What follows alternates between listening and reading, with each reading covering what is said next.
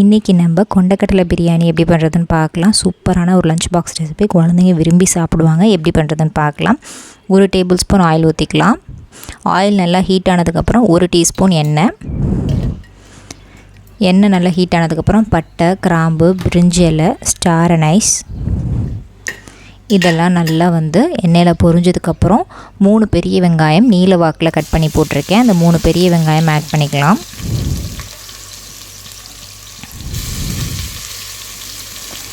இந்த வெங்காயம் நல்லா வதங்கணும். எண்ணெயிலே நல்லா வதங்கட்டும். ஓரளவு நல்லா வதங்கினதுக்கப்புறம் நம்ம இஞ்சி பூண்டு பேஸ்ட் ஆட் பண்ணிக்கலாம். இஞ்சி பூண்டு பேஸ்ட்டோட அளவு பார்த்திங்கன்னா 1 டேபிள் ஸ்பூன். இந்த இஞ்சி பூண்டோட பச்சை வாசனை போகிற வரைக்கும் நல்லா வதக்கி எடுத்துக்கலாம்.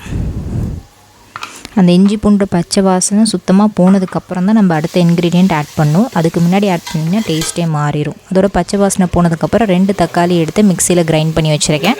அந்த 2 தக்காளி ஆட் பண்ணிக்கிறேன். அப்புறம் அந்த தக்காளி அரைச்ச மிக்ஸி ஜாரில் கொஞ்சமாக தண்ணி ஊற்றி அந்த தண்ணியும் ஆட் பண்ணிக்கிறேன்.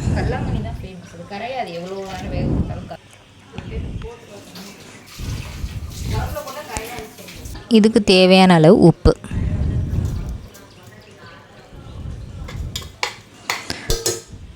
ஒரு கைப்பிடி புதினா, ஒரு கைப்பிடி கொத்தமல்லி. இது நல்ல ஃப்ளேவர் கொடுக்கும்.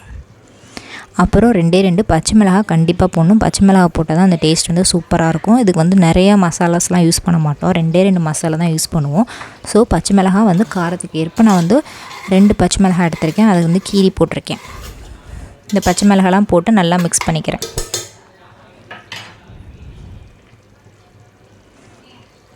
ஆக்சுவலி கேஷ்யூஸ் எண்ணெயில் போடுறப்பே போட்டிருக்கணும், நான் மறந்துட்டேன். அதனால் இப்போ ஆட் பண்ணிக்கிறேன். இது ஆப்ஷனல் தான், நீங்கள் போடுறதுனா போட்டுக்கலாம்.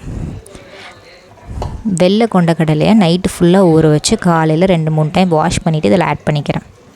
நீங்கள் காலையில் லஞ்ச் ப்ரிப்பேர் பண்ண போகிறீங்கன்னா நைட்டே இந்த கொண்டக்கடலையை ஊற வச்சுருங்க. சப்போஸ் ஊற வைக்க மறந்துட்டிங்கன்னா சுடுதண்ணியில் ஒரு 2 ஹார்ஸ் ஹாட் பேக்கில் போட்டு மூடி வச்சுருங்க, வெந்துடும். 1 டீஸ்பூன் மிளகாத்தூள், 1 டீஸ்பூன் கரம் மசாலா, காரத்துக்கேற்ப மிளகாத்தூள். காஷ்மீரி சில்லி பவுடர் யூஸ் பண்ணுறதா இருந்தால் நீங்கள் 1 டேபிள் ஸ்பூன் போட்டுக்கோங்க. கரம் மசாலா 1 டீஸ்பூன். இதெல்லாம் இந்த சுண்டலோட நல்லா மிக்ஸ் ஆகட்டும். இந்த அளவுக்கு நல்லா மிக்ஸ் ஆகணும். அதுக்கப்புறம் கொஞ்சமாக தயிர், 1 டேபிள் ஸ்பூன் தயிர்.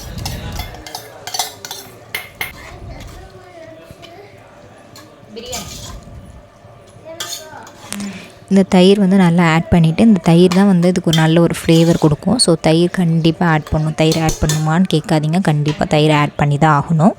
கொஞ்சமாக 1 டேபிள் ஸ்பூன் கிட்ட தயிர் ஆட் பண்ணிக்கலாம். அவ்வளோதான், 80% பிரியாணி முடிஞ்சிருச்சு. இப்போ 2 கப் ஊற வச்ச அரிசி, கரெக்டாக அந்த பிரியாணி செய்கிறப்ப நம்ம அரிசியை ஊற வச்சோம். 2-3 டைம் வாஷ் பண்ணிவிட்டு இந்த அரிசியை ஆட் பண்ணிக்கிறேன். 2 கப் அரிசிக்கு 4 கப் தண்ணி ஆட் பண்ணிக்கிறேன்.